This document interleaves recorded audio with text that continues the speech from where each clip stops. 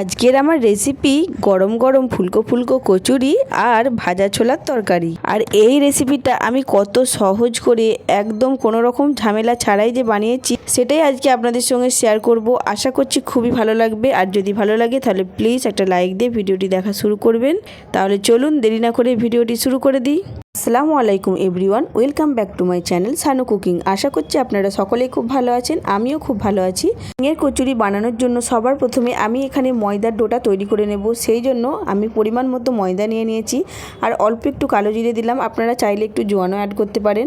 আর আমি পরিমাণ মতো সাদা তেল দিয়ে আর স্বাদ অনুযায়ী লবণ দিয়ে খুব ভালো করে প্রথমে শুকনো উপকরণগুলো আমি মেখে নিচ্ছি। খুব ভালো করে শুকনো উপকরণগুলো মাখা হয়ে গেলে এখানে আমি হালকা কুসুম গরম পানি অ্যাড করব। হালকা কুসুম গরম পানি দিয়ে আমি খুব ভালো করে ময়দার ডোটা মেখে নেব। পানিটা কিন্তু একেবারে দিয়ে দেবেন না, যখন মাখবেন তখন অল্প অল্প করে পানি দেবেন আর মাখবেন, তাহলে খুব ভালো করে মাখাটা হবে। ডোটা আমার খুব ভালোভাবে মাখা হয়ে গেছে। এবার আমি অল্প একটু তেল ছড়িয়ে ডোটা রেস্টে রেখে দেব 10 থেকে 15 মিনিটের মতো।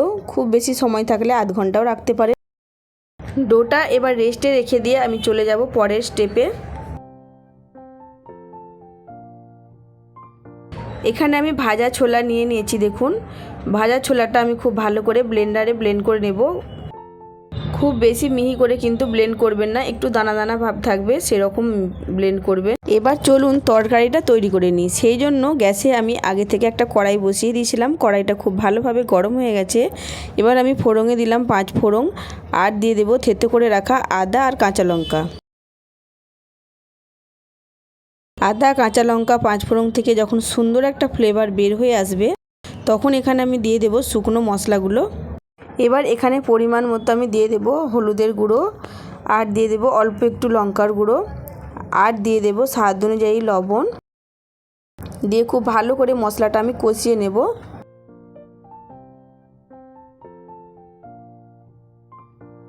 এবার আমি অ্যাড করব আগে থেকে সিদ্ধ করে রাখা 3টে আলু।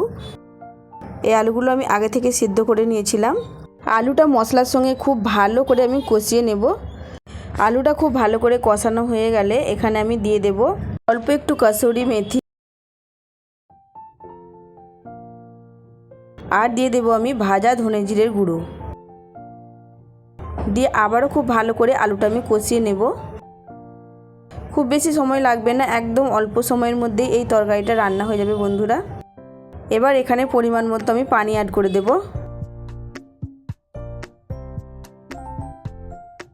এবার আমি দিয়ে দেব ভাজা ছোলার গুঁড়োটা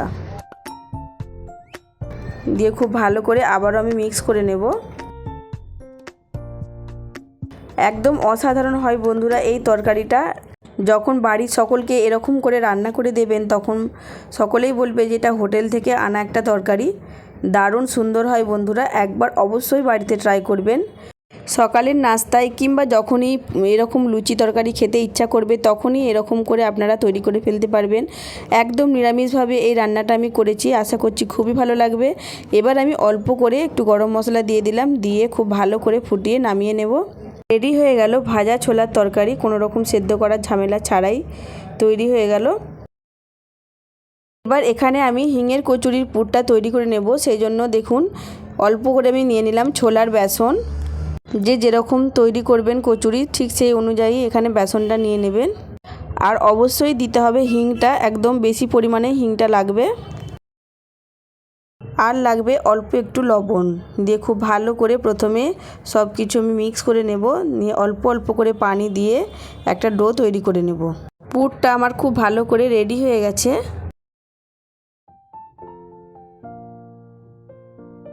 এবার চলুন কচুরিগুলো বেলে নিই। সেজন্য দেখুন ঢাকাটা খুলে দিলাম, দিয়ে খুব ভালো করে আবারও ময়দাটা একবার হাত দিয়ে চটকে নেব। যেহেতু রেস্টে রাখা ছিল একটু ভালো করে চটকে নিলে কচুরিগুলো খুব ভালো হবে। এবার গোল গোল করে আমি লেচি কেটে নেব। যে যেরকম শেপে বানাবেন ঠিক সেরকম অনুযায়ী শেপ তৈরি করবেন। আমি খুব ছোটও নয় খুব বড়ও নয়, একদম মিডিয়াম সাইজ করে লেচিগুলো কেটে নিয়েছি। দেখুন সব কটা লেচি কাটা হয়ে গেছে। এবার পুরটা ভরে নিই চলুন। সেজন্য প্রথমে আমি হাতে করে গোল করে নিলাম, দিয়ে বাটির মতো করে একটু শেপ করে নিচ্ছি, দিয়ে মাঝখানটা একটু গর্ত করে দিচ্ছি, দিয়ে আমি পুরটা দিয়ে দিচ্ছি। অল্প অল্প করে পুর নিয়ে লেচির মধ্যে দিয়ে দেব। খুবই সহজ বানানো বন্ধুরা, আর খেতেও একদম অসাধারণ হয়েছিল।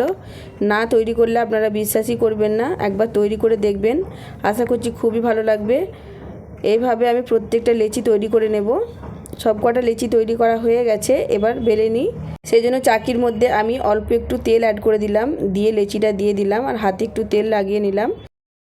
দিয়ে দেখুন এইভাবে একটু প্রেস করে, খুব বেশি পাতলাও হবে না আর খুব বেশি মোটা হবে না, মিডিয়াম সাইজ করে একটু বেলে নিতে হবে।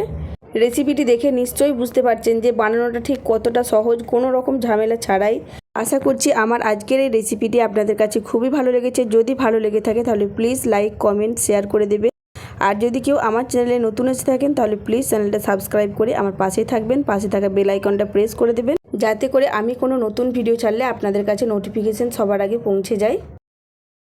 এইভাবে দেখুন প্রত্যেকটা কচুরি আমার বেলা হয়ে গেছে। এবার চলুন ভেজে নিই।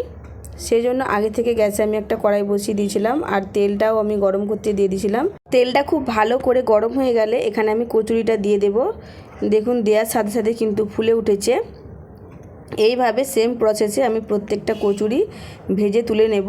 আমার যে সকল বন্ধুরা দেশ বা দেশের বাইরে থেকে আমার এই ভিডিওটি দেখছেন তাদের সকলকে অসংখ্য অসংখ্য ধন্যবাদ। আর আমার পুরনো বন্ধুদেরকেও অসংখ্য ধন্যবাদ আমার পাশে থাকার জন্য। আপনারা এভাবে আমার পাশে না থাকলে আমি এত দূর পর্যন্ত এগিয়ে যেতে পারতাম না। আমিও আপনাদের পাশে থাকার অবশ্যই চেষ্টা করব সবসময়।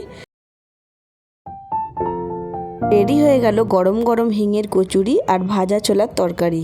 কেমন লাগলো অবশ্যই কমেন্টে জানাবেন। আপনাদের মিষ্টি মিষ্টি কমেন্ট আমাকে পড়তে খুবই ভালো লাগে আর আমি উৎসাহিত হই পরবর্তী ভিডিও বানানোর জন্য। একটা কচুরি দেখুন ছিঁড়ে দেখাচ্ছি, ঠিক ভিতরের পুরটা সমানভাবেই কচুরির মধ্যে ছড়িয়েছে। আর এই আলুর তরকারি দিয়ে জাস্ট অসাধারণ লাগছে বন্ধুরা। আজ তাহলে আসি, ফিরে আসবো নতুন একটা ভিডিও নিয়ে। ততক্ষণ সবাই ভালো থাকবেন, সুস্থ থাকবেন। আল্লাহ হাফিজ।